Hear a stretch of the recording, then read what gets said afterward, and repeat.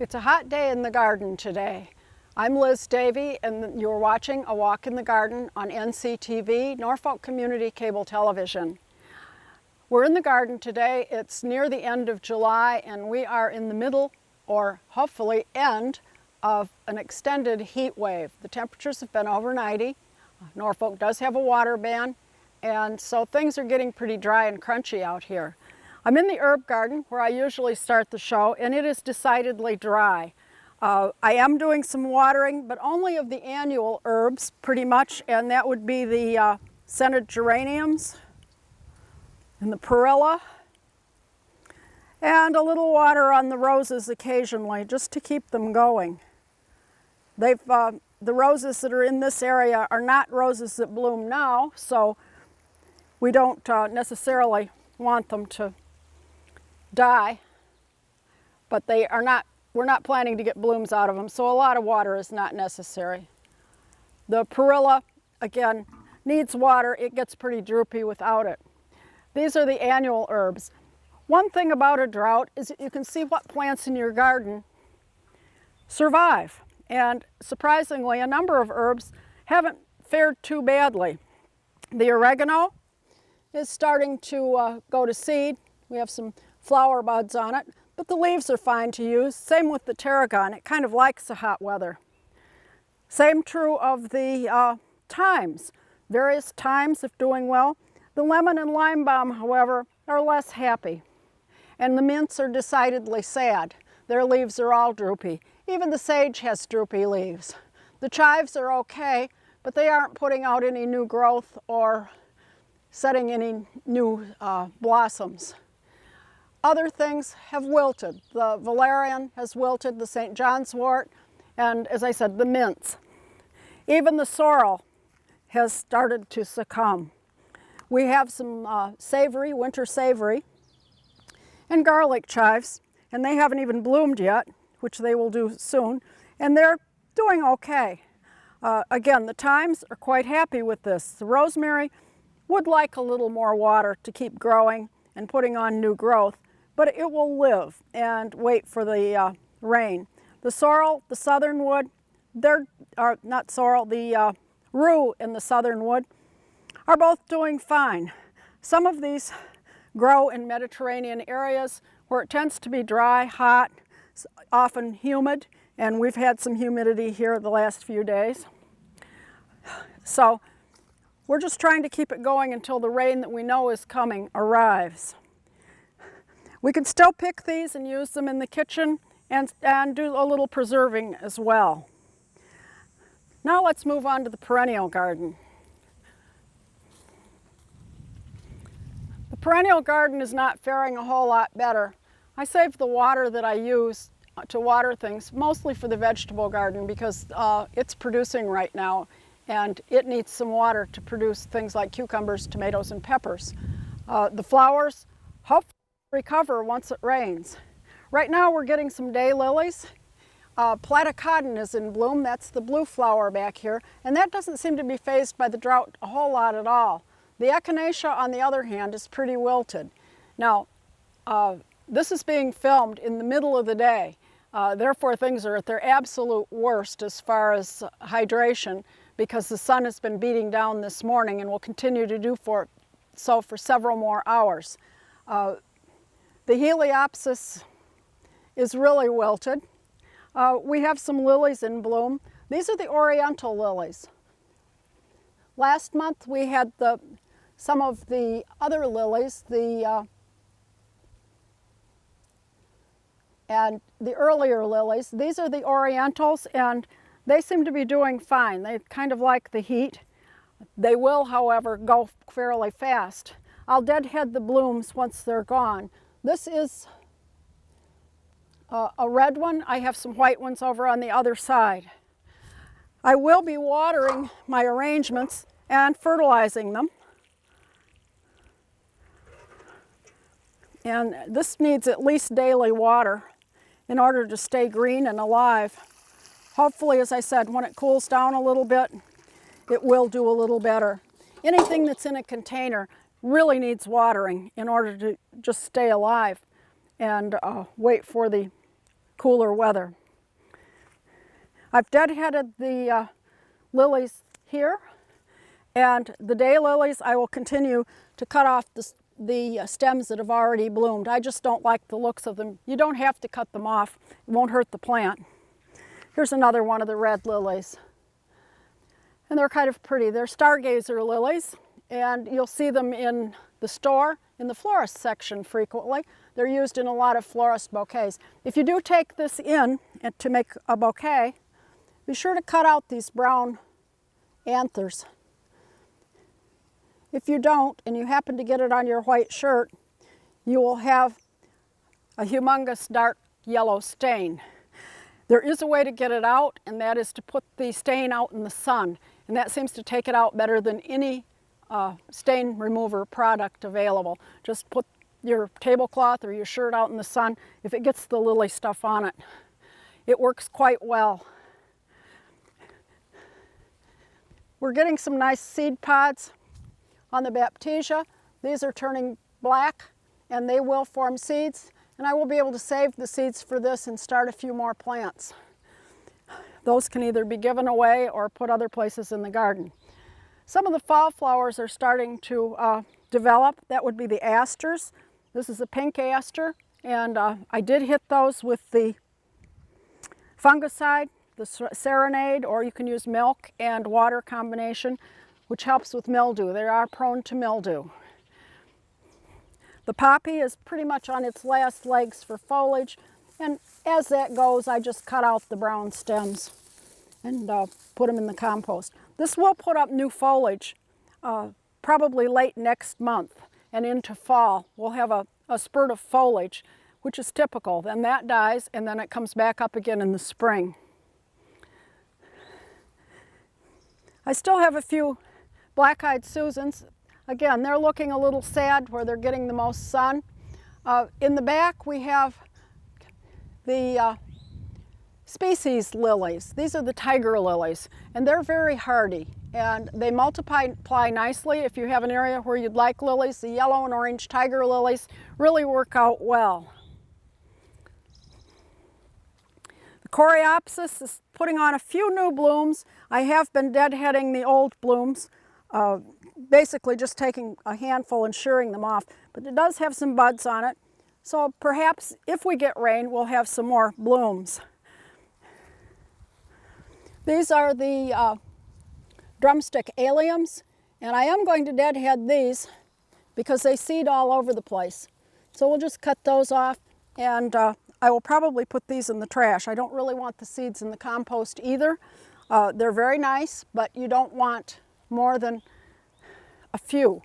And if you let them go to seed, you'll have thousands of them coming up all over the garden, kind of like onions. Some of the sedums are coming into their own now too. Also the grasses. This is sedum autumn joy. Usually it forms a tight pack, and then the blooms form heads on top. This year all of them have seemed to skyrocket up with the heat and form small heads on top. We'll see how it blooms when bloom season comes. This is a shorter sedum that will have some yellow flowers on it shortly.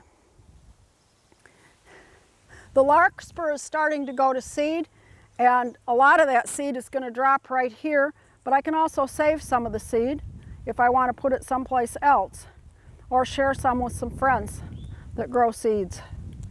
And it just comes out of the little brown capsule and makes a good pass-along plant. Again, by spilling them on the ground now, they'll probably come up back up next spring here. This is one of the other oriental lilies. This is a white one with red spots, and the earlier lilies have been deadheaded that were next to it, but that adds a little extra color at this time. This plant is Verbena bonariensis. It throws up a tall spike and it will have a small flower head on it. Not too much to look at, but the butterflies love it, and that's why I have it. I have it in several places in the garden. I'm trying to get it so that I have more of it and have more spikes coming up. It's what's called a see-through plant. You can put it in the front of the garden. You can see the other plants behind it. But the butterflies will be attracted to it, so they'll be in a good position to watch. This is an echinops, and I planted that last year, and it's blooming this year, and it will form a large bush eventually, especially if I transplant some of the iris that's growing in front of it. It doesn't seem to be fazed by the drought one bit. It forms these lovely prickly seed heads. The plant itself, you can touch it. It doesn't have that many prickles. It just looks more thistly than it is. It's a great plant to dry and put in flower arrangements, and it will last a long time. And I'll be picking that soon because I want it to dry with the blue color. For a few months we were pinching back chrysanthemums. The chrysanthemums are now starting to put on buds for their fall blooms. Don't pinch them anymore or you'll lose all your flowers. So let them go, and we should have a lot of blooms on this plant. By pinching it, we have forced it to branch, and we have a bud at the end of each of those little branches. This is another daylily. This is Happy Returns or Stelladoro, are both smaller, shorter daylilies that tend to rebloom. And this is called Red Stella, and it also should tend to rebloom. It has a shorter stature, and so it works well in the front. I'm pleased with this one because the foliage at the base seems to be a little cleaner than some of the others I have. It doesn't form a lot of dead stuff at the bottom. I call that the soggy socks of daylilies because they do look like they've got soggy socks around the bottom of them. Now we come to the spot where you say, oh, I should have. And what I should have done is put some sort of support around this yarrow. The red yarrow has spread all over. I need to put in my notes next year that it needs a large support. For some reason, I always think in the spring that this plant is only going to get 18 inches high and stand up on its own. But it doesn't do that, so it's sprawling all over. Once a plant has gotten to this point and is sprawling all over, there's not a whole lot you can do but remind yourself to stake it next year or to put a support around it. I'll probably put one of the cages around it. The same is true also of the platycodon up here in blue, and it's in the back of the border, which helps a little bit, but it too could benefit greatly by having a support around it because it's laying all over. And I would prefer that it at least stayed sort of in one place. This is a hot pepper that I had in the garden last year, and I took it inside over the winter and it lived. This is unusual for me to have something like that live, but it did, and now it's putting on some hot peppers. And these are little yellow banana peppers, and it's put on quite a few of them. So we're going to have a few hot banana peppers. They're just the tiny ones. It's just a little guy, but it makes a nice little hot pepper to add just a little spice to something. The pineapple sage loves this weather. It's doing quite well, and will give us a nice hint of pineapple aroma and flavor in a fruit dish. Unfortunately, it loses that flavor when you cook it. I've been deadheading when I can get out here the geranium. This is a wildflower type geranium, perennial geranium, and it's starting to put on a few more blossoms. This is eryngium. It's a plant very much like the echinops, the two E's, eryngium and echinops. The eryngium comes in several sizes. This is a smaller one, And this is great also to pick and dry. And again, the time is now if you want to keep the bluish color on it. Otherwise it will dry to brown if I leave it out here much longer. Again, we have sedums down here, and I have some poppies that have bloomed already. And there's one back here that's going to bloom, another bloom on it. But you can see the capsules where the seeds are contained for the poppies. Now this type of poppies will open up and holes will form around the top and it will spread seed. It's an annual poppy, which means it grows 1 year, dies, and then spreads its seed. Here's one, and this one has its seeds open, and a few seeds will sprinkle out. I'll let these go to seed and then collect the seed and sprinkle them where I'd like to have more poppies next year. If I just sprinkle them around, they will come up and provide flowers next year.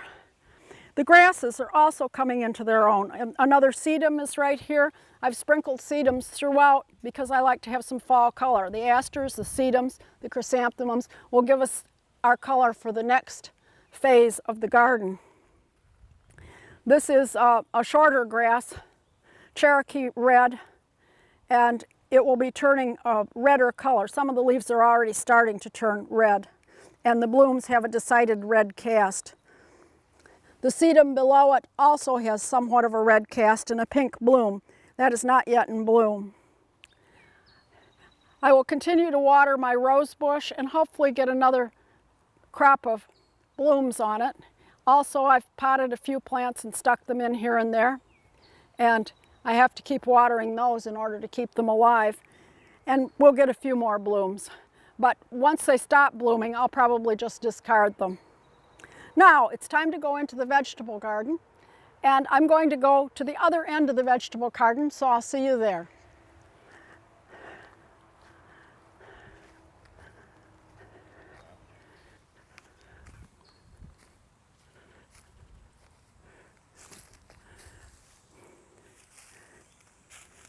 In the vegetable garden, and it's been pretty dry in here too. I have been able to water this. Again, Norfolk has a water ban every other day, handheld hose. So it is taxing to do. I've also done a few waterings from water I've saved inside, washing vegetables and doing other chores where the water isn't that dirty. It just needs to be, and it can be put in a bucket and then used in watering cans to water outside. If you keep a bucket in your kitchen, if you're washing vegetables, and just your water, that after you've washed the vegetables, just put the water in the bucket instead of down the drain. And then you can use that to water some of the pots and some of the seedlings in the garden. I've actually started a few more seeds of kale and broccoli in 6-packs that I had, and those are ready now to be planted into the garden. And they need to be set in and watered regularly until they take hold. I was hoping to wait until we were getting a more favorable weather pattern, which would mean some cooler weather and some rain. But it doesn't look like that's necessarily going to happen. I've been pulling out things like lettuce. This lettuce is going to seed and therefore would be pretty bitter in a salad. It happens very quickly when the weather's this hot. The chervil, however, I will leave right there, but this lettuce will open up a space to plant something else. And I can come in here with radishes, spinach, more lettuce, and we'll get another crop. The crop next to that are my golden beets, and they're forming small beets, and we'll just leave those alone until they form. The garlic is ready to harvest, and that is basically my big chore in the garden this week. And I'll use the fork to loosen the soil and remove those heads of garlic. And what we want is a nice tight head with the not starting to separate. And this looks just about perfect. We want the heads to get as large as they can, and I'll knock off as much soil as I can gently. Again, I'm not going to do the whole row right now. We need to make sure they're loose or else the whole thing doesn't come up. You don't want them to break off at this point. That comes a little later. This is a nice large head. Again, this needs to be done now. If we wait much longer, the heads start to separate, and then the garlic will not keep as well. What we'll do with this garlic is take it back and put it in my shed, which has an open window, and let it cure. And in about 2 weeks, it will have dried, and the stem area around the base of the garlic in this area will have dried, and then I can cut it off and bag it up and store it for the winter. You can also start using it right away. You can take one of the heads and use it. It's ready to use, but it does need to cure before you store it. Other things that we can harvest in the garden would be the perpetual spinach. Of course, I have onions. I still have some shallots here. The shallots look like a bunch of onions growing together, and hopefully they will do something this year. This should be weather that they like. I only planted 5, so we'll see what they do. I have a row of flowers, and they're starting to bloom. With zinnias, the more you cut them, the more blooms you'll have. So cut them for bouquets and enjoy them, and then they'll keep on blooming. This is a plant called borage, which is actually an herb. And the bees, there's a bee on it right now, a nice bumblebee, and they actually love this plant. So it's a good plant for bringing pollinators into your garden. It's also quite attractive. And it has a flavor. The leaves have a flavor kind of like cucumber. And the little flowers are also edible and can be used as a garnish. It's an attractive plant to have in the garden, and the bees really love it. More perpetual spinach. I have dill up at this end, and again, I've been harvesting that. A little more cilantro and some parsley. A couple of the poppies reseeded in this area, and again, I'll collect the seeds from those. This garlic, you'll remember last month or month before last actually, we cut back the tops of the garlic, the curly tops. This one got missed. Therefore, it is putting up a flower, and this is followed by little garlic seeds or sets. These could also be planted. It will take several years for these to achieve a size where you would have usable garlic. But you can certainly, if you have some that went to seed, plant them in the fall, and you'll have little garlic plants come spring. I'm also harvesting things like Piracicaba, which is a broccoli type plant, broccoli itself, green beans, lots of green beans. If you have green beans, you need to get out and pick them probably every other day while they're bearing. Then they usually take a rest, and then they resume with another crop a little later on. They're really a good crop for space in the garden. If you don't have much space, grow just a few beans, you will get lots of beans. I also planted some lima beans down here.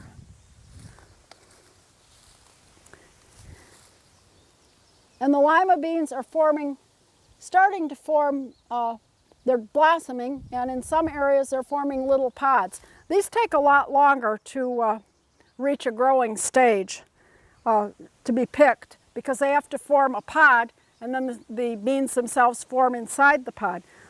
Beans will form in these pods as well, but these are picked green and immature for eating fresh. The green beans, and also I have the wax beans here, yellow ones, and again, they are outdoing themselves in production this year. They really are putting on a good crop. I'll have some for the freezer, and we've had plenty to eat along the way. My cucumber has plenty of little cucumbers, and we've picked a couple. Tomatoes are not yet ripe. Again, they need rain. I water them as much as I can, but they really do need rain. The squash is kept right on producing. We have plenty of zucchini and yellow squash. I only planted 2 hills of each, with about 3 plants in each hill, but it's given us plenty of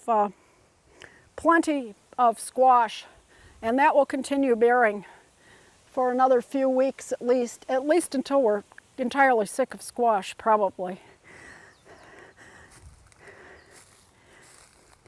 I can deadhead this lovage now. It has a hollow stem, but it's going to seed, and I really don't need any more. So I'll just be cutting this off.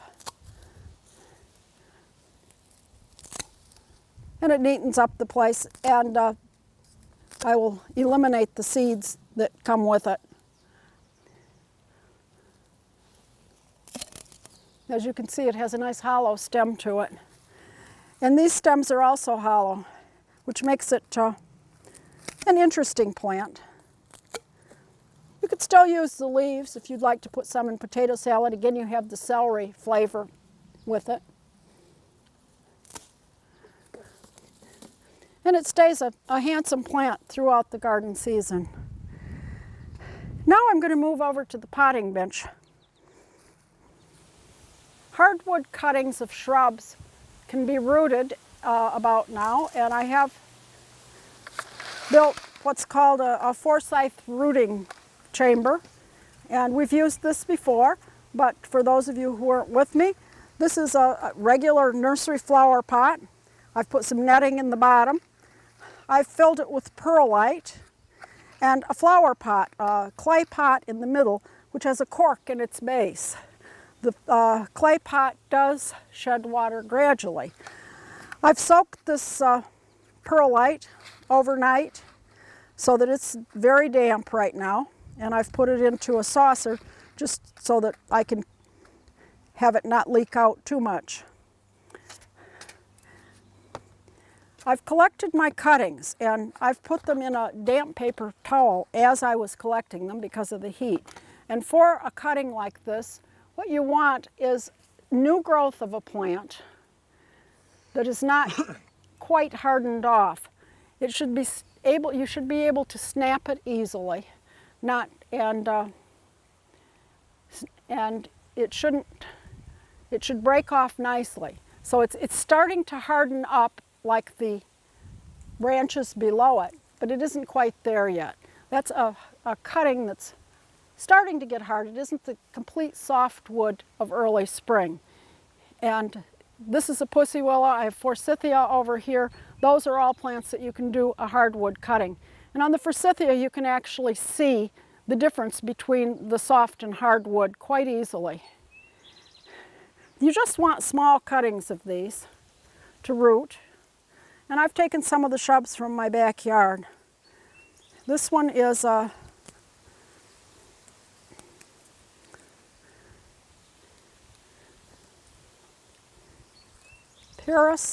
Paris, and I'm going to take off the lower leaves at the bottom, and the roots will form at the places where the leaves were, where it was injured by pulling off those leaves. And I'm going to use a rooting powder, and this is a hormone that helps with the rooting. They may root anyway, and I like to put it on a plate. And I'm going to put my clippers on the plate so it doesn't blow away here. And then I'm going to just dip these cuttings in the rooting powder and use a stick to make a hole in the perlite and put the cutting into it. And we can put quite a few cuttings into this container. And we should, because they won't all take. I have different things, different plants from my garden that I'm trying.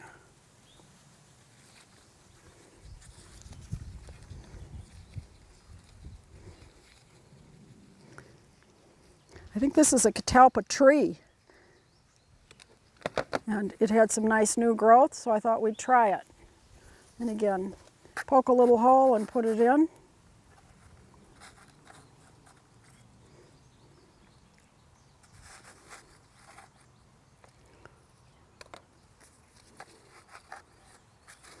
and form the stuff right around it. They won't all grow. This is an azalea, and they tend to root fairly easily.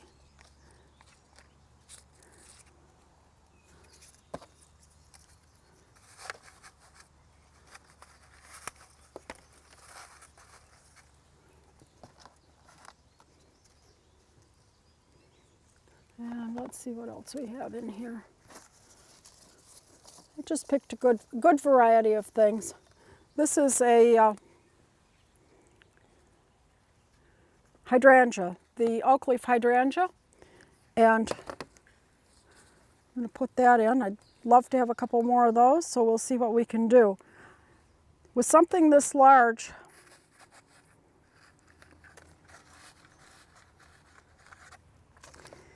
you want to remove at least half of the upper leaf so that the energy will go into forming the roots. It's another one of the mountain laurels.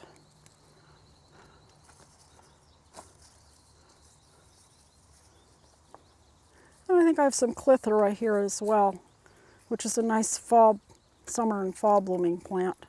It'll be in bloom in another couple of weeks.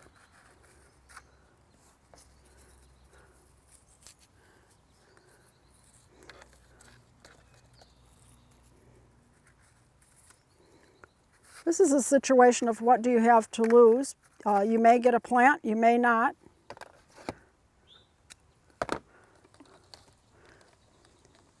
But it takes a small effort to give it a try. And you may get a few out of this. And if you're really good and got them at the right time, you may get all of them.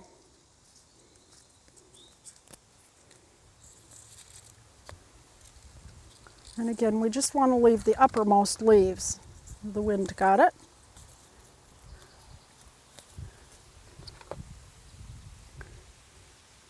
You want at least one area on it where the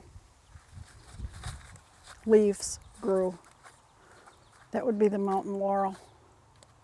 So that's some cuttings. Now, the next thing we're going to do is fill the flower pot full of water.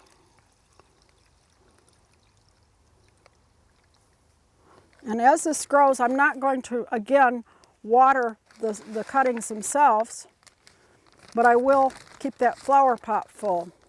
See another leaf here that needs to be cut. Perhaps a few more.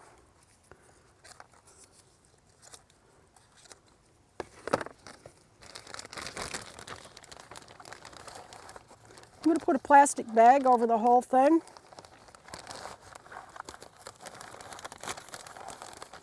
It's already in a shaded spot, part shade, and I'm just going to let it sit here.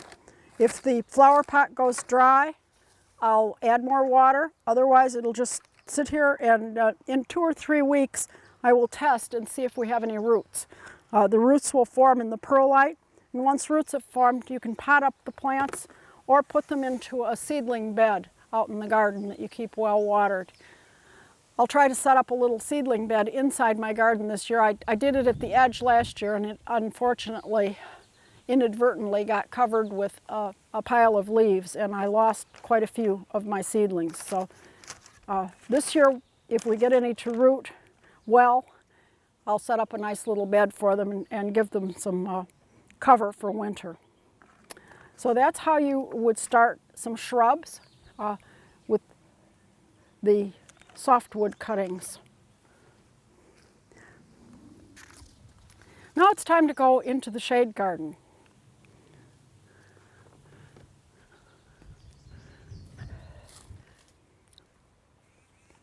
This is the beginning area of the shade garden. This is a black snake root. I've got my compost bin behind this, and I wanted to screen it in a little bit so that it wasn't too visible from the walk. So I've planted a Dutchman's pipe vine on the trellis behind this area. The black snake root is at the base, and a white hydrangea behind.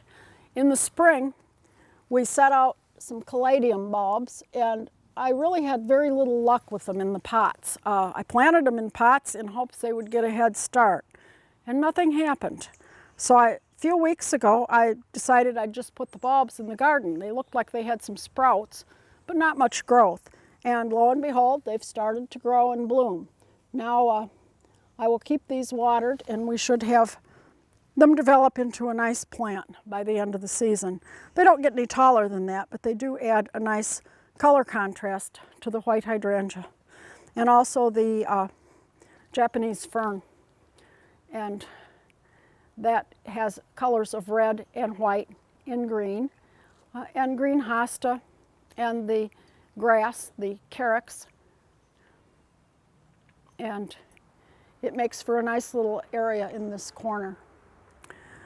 It also seems to be doing pretty well with the drought. I have not watered this area at all. It has gotten a little bit when we've had a little rain, but generally it is quite dry in here, but it is shady, and things in the shade tend to do better when we have a drought because they don't have the drying effects of the sun. This area is kind of sheltered from the winds we've been having too. We've had a lot of dry wind, and that takes its toll on plants and lawns, as we have all seen. The lawns will come back. Even if your lawn's brown, don't worry about it. Now I'm going to move over here to this planter that we put in.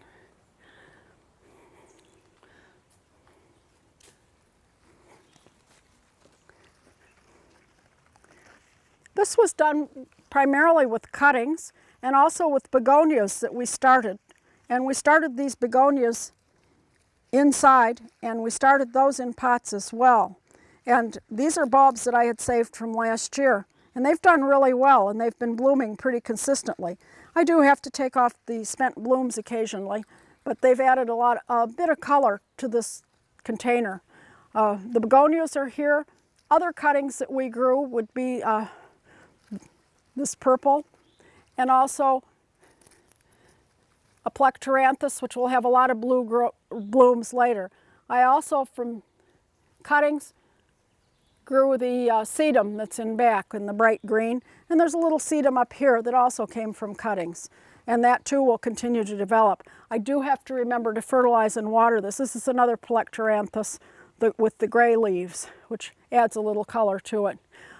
The only new plant in here is one begonia, which is a different type of begonia, which becomes tall, and this will be very tall. I have a tall one that I had a couple years ago, and it got so tall it didn't fit in the planter anymore, and we have that in a pot out in the shade garden.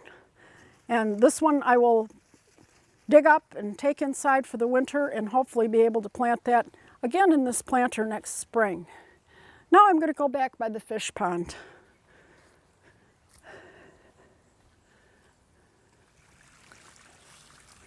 Coming back towards the pond, it's nice to work in the shade garden in the summer because it does stay a little cooler and things don't need as much water. And actually, though it's nice to work, it doesn't need much work. Deadheading some of the hosta when they're finished is about it. And just in general, enjoying the garden and the fish. I've got the grasses along the edge. This is a blue oat grass, which is starting to form seed heads, and this will be a nice plant to have here in the fall. Next to it, I have a turtle head. I have some turtle head in a purple color down further in the garden, but this one's going to be white. I don't know, it was set in just this year, so I don't know if it's going to have any blooms this year or not. We'll wait and see. We can take off blooms from the astilbe once they've gone to seed, or we can leave them for just some winter interest and let them go to seed and spread. Any containers that are back here will need water. This is a fuchsia, and I grew that from seed. I bought this fuchsia, and these do need water, as do the impatiens. And again, we grew those from seed. If you've been watching my shows, we set those out in, I believe it was March, inside under lights, and now we have plenty of blooms, and I have 4 containers of impatiens from 1 packet of seeds. Not bad at all, considering how much potted plants cost. I find I can grow this type of impatiens in a container There's a virus problem with them, and setting them in the ground, sometimes you lose them to the virus. I've had fair luck with them so far by growing them just in containers.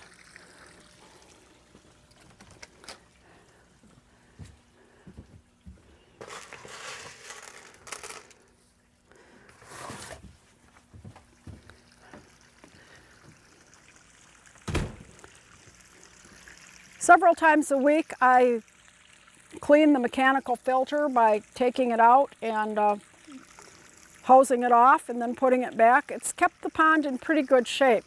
My mechanical filter is right in my basket, my skimmer basket. Anything that drops in the pond skims into that basket and into that filter area, and I can remove it. And we've kept the pond fairly clear in spite of being in the midst of trees, having wind and things falling off bushes, dry leaves, and it's stayed pretty good. But one of the nicer things about a garden like this is a good place to sit.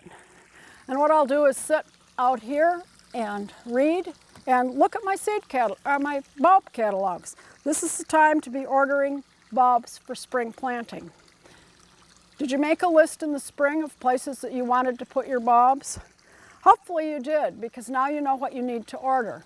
Otherwise, it's kind of hard to figure out where you're going to put things, especially if you already have some. You don't want to plant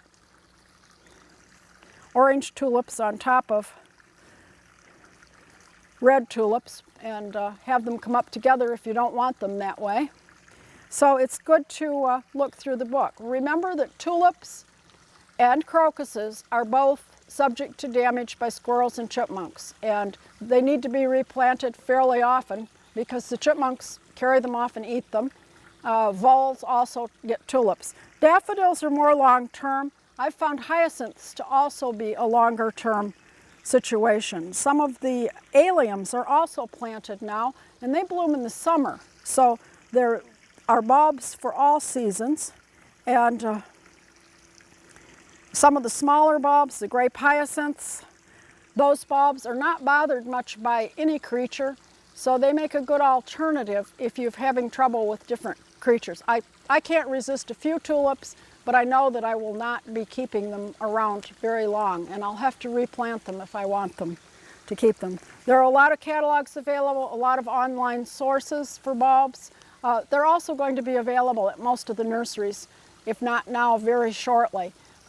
I like to order soon, now, between some of the online sources actually give you a discount if you order by the end of July. So it behooves you to plant them. Also, you'll get the things that you want. Some of them sell out fairly fast, especially if they have only limited quantities of certain colors. So to get what you want, order early or secure them early. We won't be planting them until about October, but you can still keep them inside and have them ready to plant when the time comes. Now, it's time to go inside and see how we can save some of the harvest for use in a non-harvesting season, and also how we can cook a few things to serve right now.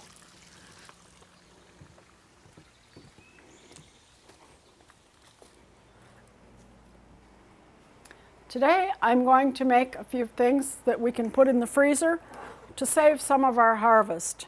And the first thing I'm going to use is another ice cube tray. A few weeks ago I put pesto in the ice cube tray, and I will continue doing that to have pesto to use all winter. But this is a different way of doing it, and I'm going to, this is basil, and already in the ice cube tray I have some dill that's been chopped. I have some oregano, which has been chopped, and some thyme, which has been taken off the stems. I have a couple of compartments of each. This is another way of preserving. You can dry any of these herbs, and they're very good dried. But if you're going to be putting them in a dish that uses oil, or has oil in it, you can also freeze them in olive oil. Olive oil is solid, even in the refrigerator, but it's definitely solid in the freezer. And I'm going to just use a light flavored olive oil and pour it in around the herbs in each compartment. You want to make sure they're covered.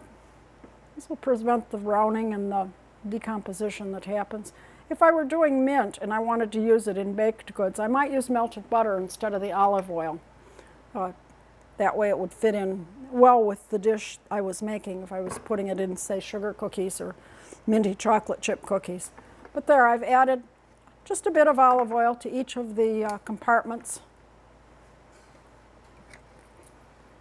And once these are frozen, I'll pop them out and put them in plastic bags and label them and keep them in the freezer for future use.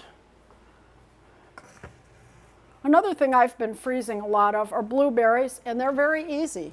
You don't have to do anything to the blueberries except just freeze them. Not even wash them. You can wash them after you remove them from the freezer. You can either freeze them on baking trays or pans, baking pans with a rim, or you can just put them in bags and freeze them.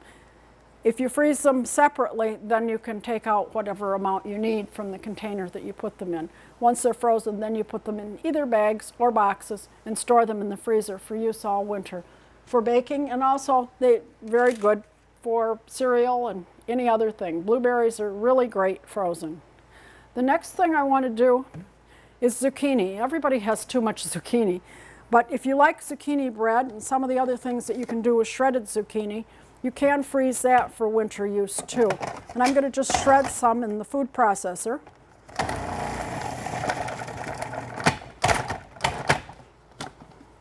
The problem is zucchini is, as you know, because of its low calorie content, it's about 90% water. And you want to drain that well. So what I will do is put a dish towel inside a sieve, inside a bowl, and pour this zucchini in there. Let's see if we can get most of it out.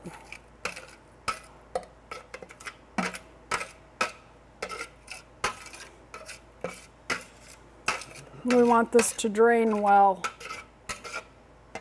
You can add a little salt, and that will draw more of the moisture out. I try to use as little salt as possible, so I probably won't add salt.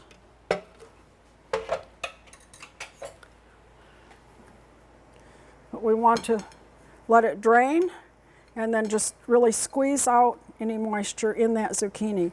And we'll let it sit a while to draw out the moisture, and you can see we can get a lot of moisture out. The idea is to have it all as dry as you can get it.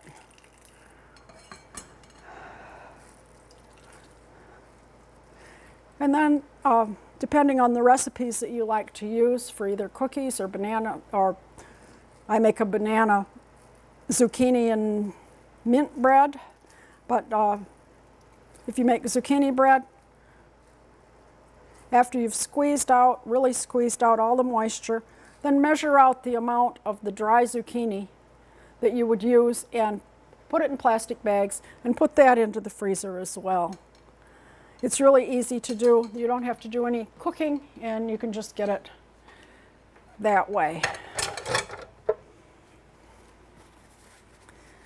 The next thing I'm going to do is make some little cakes, and these are going to be little cupcakes, and use some of the fresh produce that's on the market. These are our lavender-nectarine cupcakes, and I'm going to use some lavender sugar to finish them off. And I'm going to start with about a quarter cup of butter, and I'm making just 1 dozen of these. I have the recipe. The recipe was one I found online, and it happens to be in grams. So I got out my handy little scale and measured out the grams that I needed, and then converted it. So, and I now have it converted. And so it's 1/3 cup of sugar. And we'll just mix everything in. 3/4 cup flour, 3/4 teaspoon baking powder, and then I'll add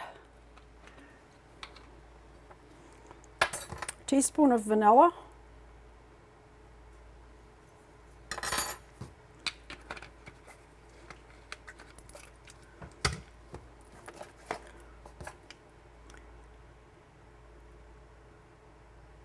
and a tablespoon of cream. I happen to have heavy cream. You could use a lighter cream or even milk. I don't think it would make much difference. And 1 egg.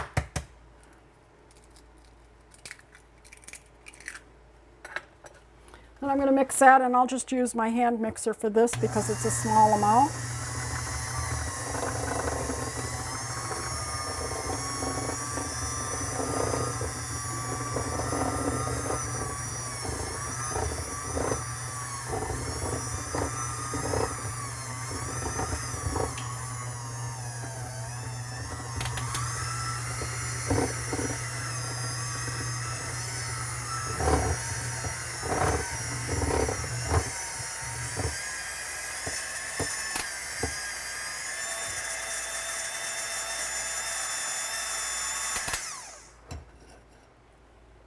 This makes quite a thick batter, and I'm going to put it into a little cupcake pan, a bite cake pan, and fill them fairly full.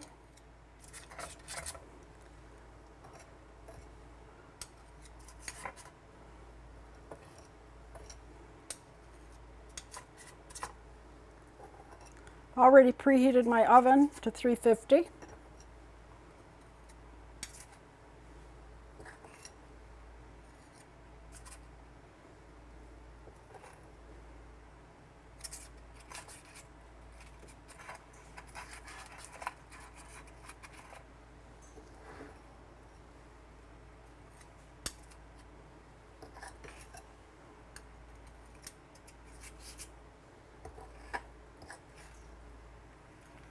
You could also double this and make a dozen regular size cupcakes.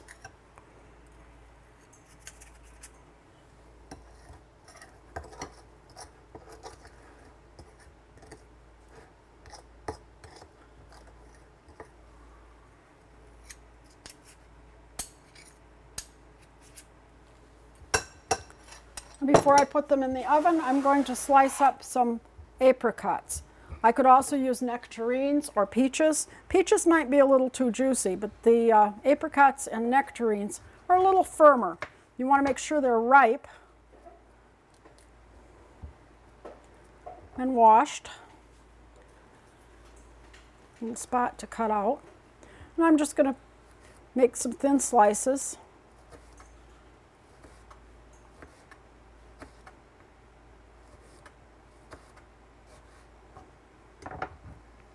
And put a couple on each of the cakes.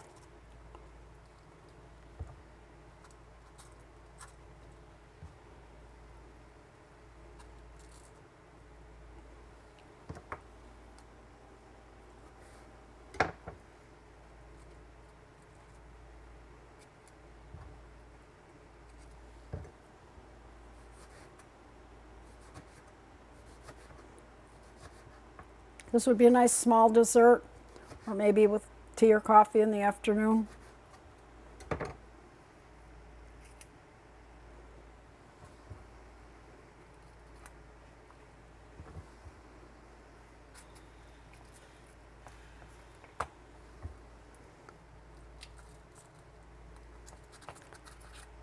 I'll just put one in some of these, 1 or 2 pieces. And these will go into the oven for about 15 minutes. The next thing that I want to do is make a squash dish, and I'm going to heat up my pan with some oil, and this is just something that we enjoy, and we'll be having it for dinner tonight with some chicken, probably on the grill. And I've got plenty of zucchini and summer squash, and I've washed it and cut it in slices. I have to grow the round zucchini, so I cut it in quarters and then slice the quarters. And right now I'm heating some oil in the skillet, a little olive oil, and I'm going to put a little garlic in, about a clove. Again, this is the amounts on this are kind of what you have, and not exactly precise. And I've got my heat turned up.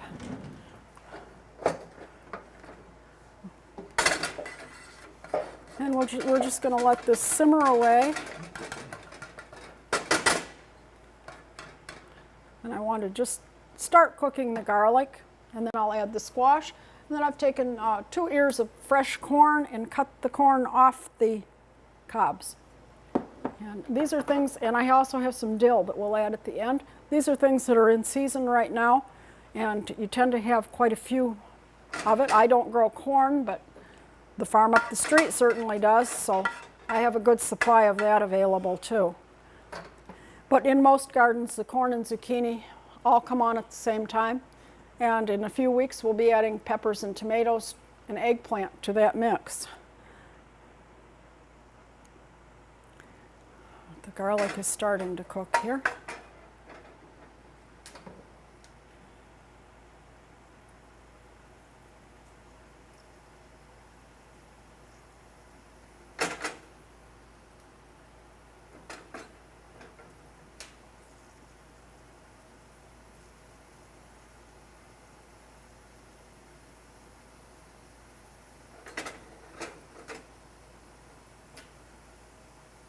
And now we'll add the zucchini and the summer squash.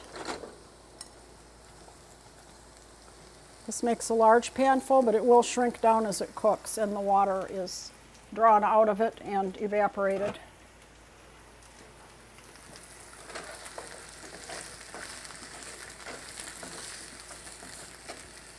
And the idea is to have the zucchini brown in the garlic oil.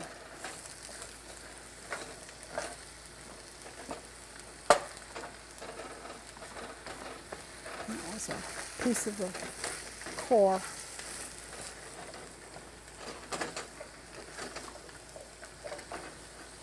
I'll just keep stirring this around. And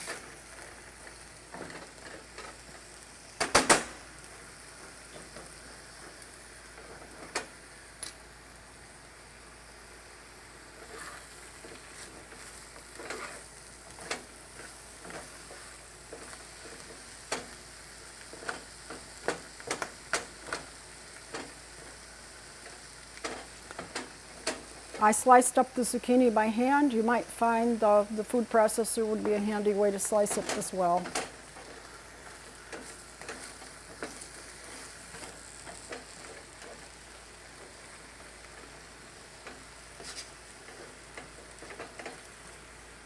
I'm just going to let that continue to cook and stir it and start another dish. And we'll finish it in a few minutes, but while it's cooking, you might as well make use of the time to make something else. And this is with green beans, the other crop that is so available at this time. And I'm going to use some cooking spray on parchment paper. This is a dish I have made. I'm going to put in a bowl 3/4 of a cup of crushed Ritz crackers, and I did do those in the food processor so they'd be very fine. You could smash them up with a rolling pin or something in a plastic bag, but it works very well to put them in there. And then we want to add some things to that, and I'm going to add 1/3 of a cup of Parmesan cheese,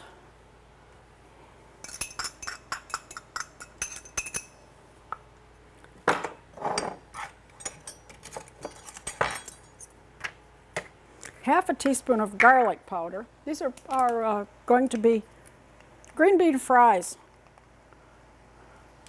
And I think many kids might like these as well as potatoes. I'm going to add a little heat with some cayenne pepper, only about 1/8 of a teaspoon.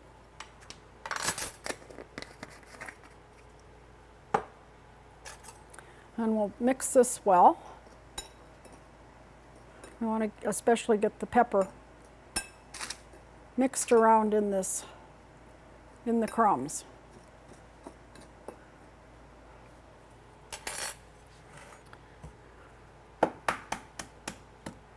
I have 1 egg. I'm going to beat that.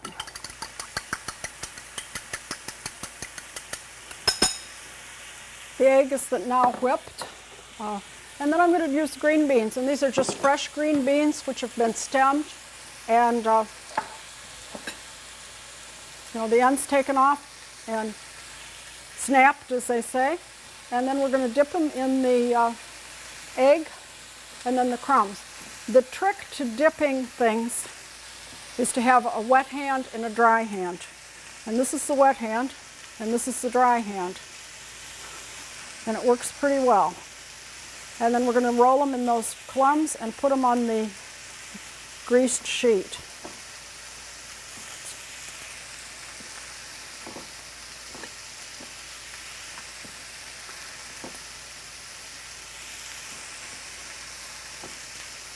Probably won't get them all in.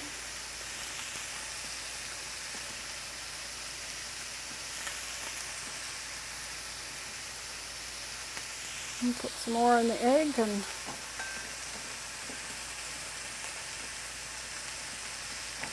make sure they're well coated, and then in the crumbs.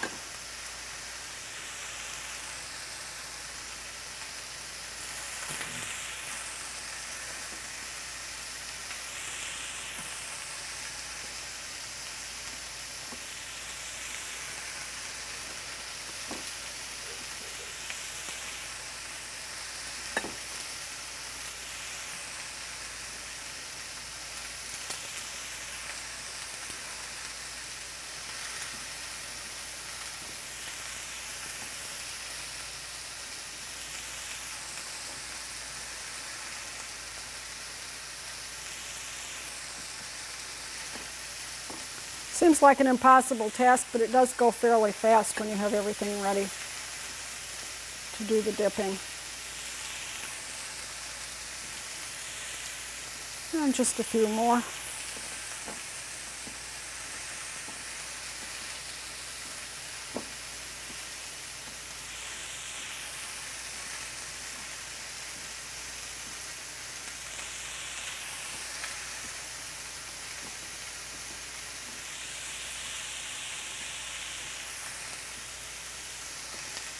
Yeah, okay. We've got a tray full. We could probably put a few more on. These are going to go into a 425 oven for 12 minutes.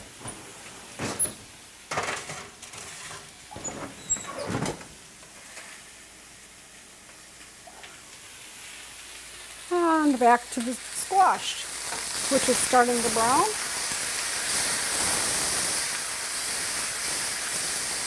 And the garlic's starting to smell pretty good.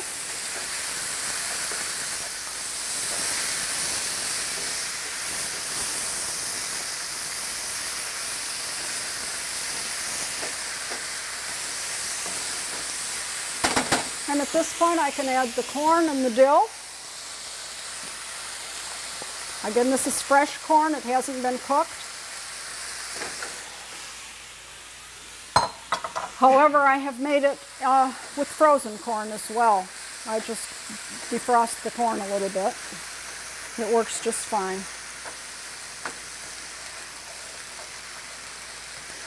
And I'll continue cooking this until it gets nice and brown.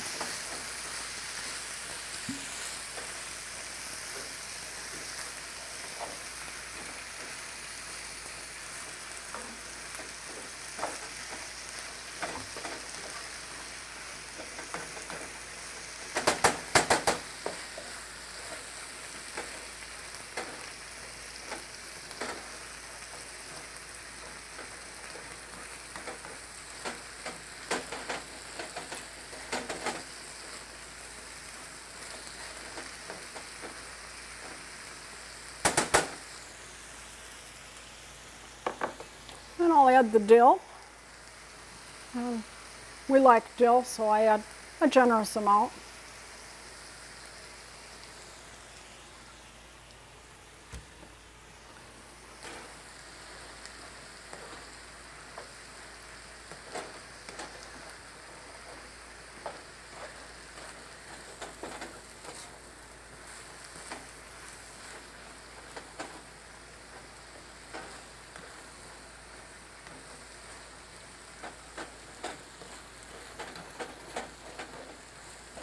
I'll let that continue to cook and brown up the corn a little bit underneath while I pick up a few of these things.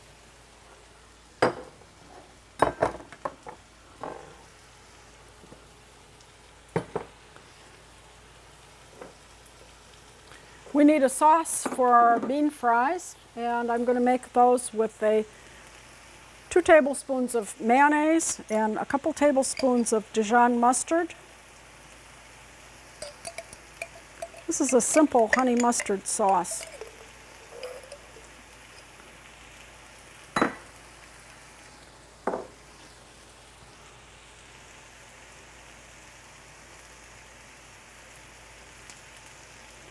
And 2 tablespoons of honey. That's an easy recipe to remember. 2 tablespoons of all 3 items.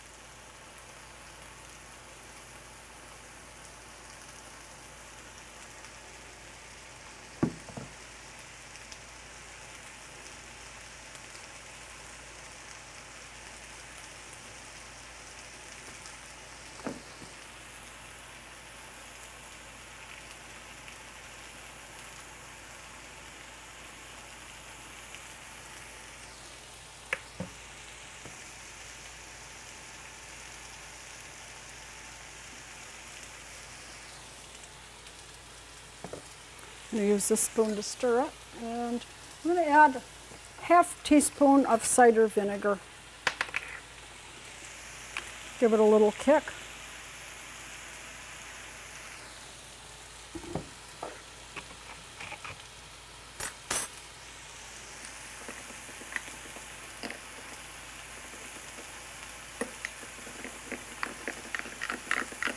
And stir it around till it's smooth.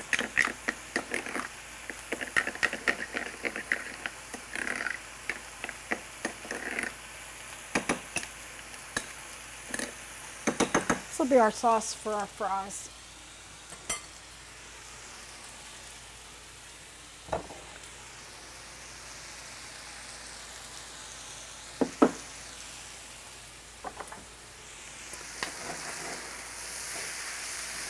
Our corn is starting to get a little browned, caramelized, as it were.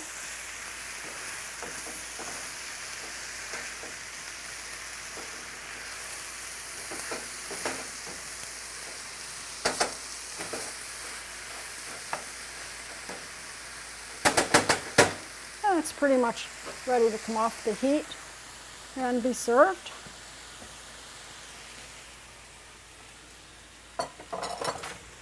Happen to have a hot pad to put it on. And our fries need just another minute or 2 in the oven. But we can plate up our little cakes.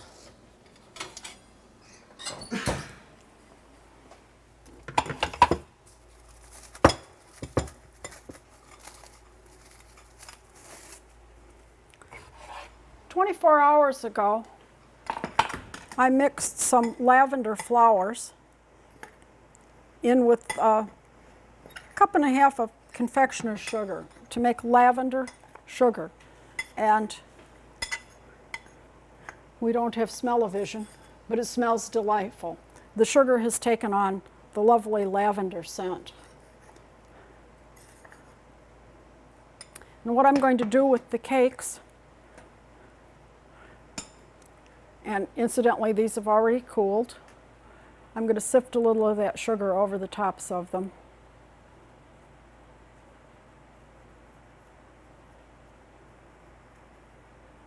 This gets out the lavender flowers, which you really don't necessarily need. And then the rest of it I can keep, and I'll have lavender sugar to keep. I'll strain the rest of it out and put it into either a plastic bag or a jar, and we'll have lavender sugar. But you can see there is lavender that has been strained out, the lavender flowers. But it gives it a lovely, lovely scent. You can also do this with granulated sugar and then use that in making cookies and to give them a flavor. I'll put these out on a plate.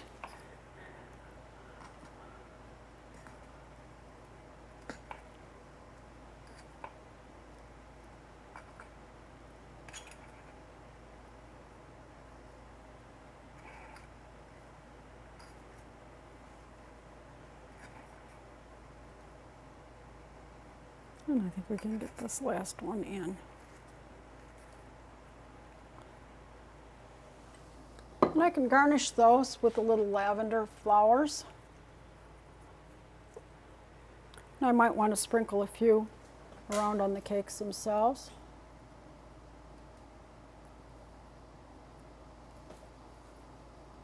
But not too many.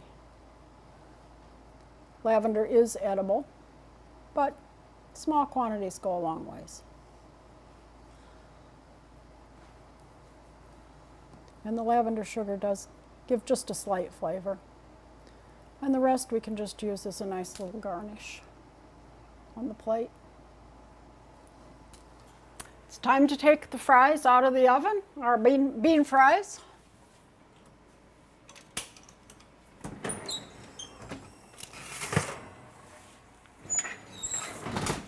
They're nice and brown. And I'm going to put those in a little container to serve them. These make a nice appetizer, part of a meal. We found them pretty tasty.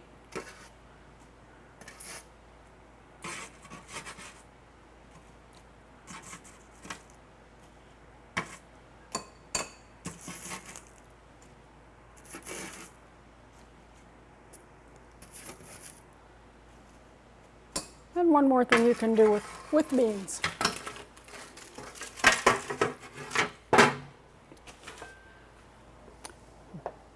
Then I have the dipping sauce to serve with those. And our squash and beans, I can garnish that with a nice piece of dill, which shows a little bit of what's inside it. Little floral cakes. And a few days ago I made this old-fashioned lemonade. And I used some herbs in it, and what it was is 450 grams of sugar. Again, I used my scale because it was an English recipe, not ours. I guess it's old-fashioned in England.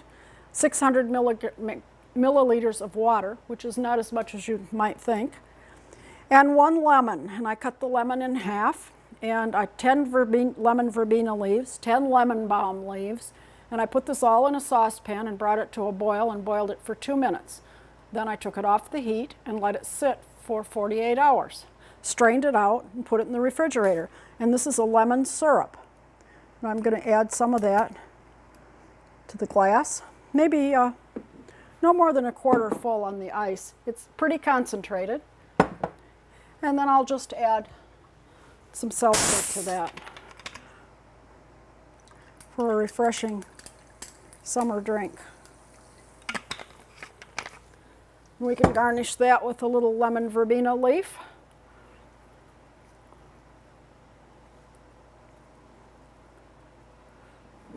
And put that up here. And then we'll move our flower arrangement over. These are just some of the summer flowers, the zinnias and the platycodon, some of the orangium, gooseneck loosestrife from the shade garden. Just a nice variety, and some of the lilies, the oriental lilies from the back. So these are the things we've made today, and used some of the summer produce and done a little freezing too. I'm Liz Davey. You've been watching A Walk in the Garden on NCTV, Norfolk Community Cable Television. Please join me again next time when we're back in the garden.